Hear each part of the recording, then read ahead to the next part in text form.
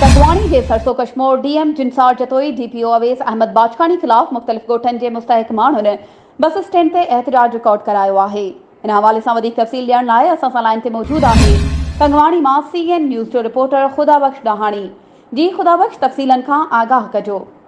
जी बिल्कुल, मां खे ॿुधाईंदो हलां। तंगवण सरसो कश्मीर डीएम जिनसार जतोई डीपीओ अवेस अहमद बाचकानी खिलाफ़ मुख्तलिफ गोठन के मुस्तहक माण्हुनि बस स्टैंड से एहतजाज रिकॉर्ड करायो।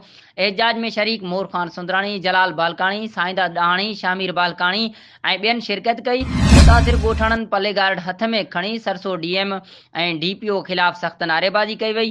गोठाणनि जो चवणु हो त सरसो डीएम जिनसार जतोई डीपीओ अवेस अहमद बाचकानी असां सां नाजाइज़ी करे रहियो आहे, असां खां पैसा वठी चोपायो जानवर ॾियण खां जवाब ॾेई रहियो आहे ऐं असां मुसलसल एहतजाज करे रहिया आहियूं।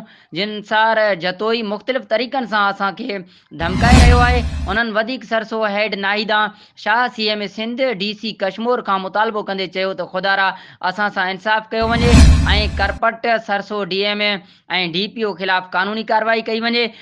मेहरबानी खुदाबख्श, तफ़सीलन खां आगाह करण जे लाइ।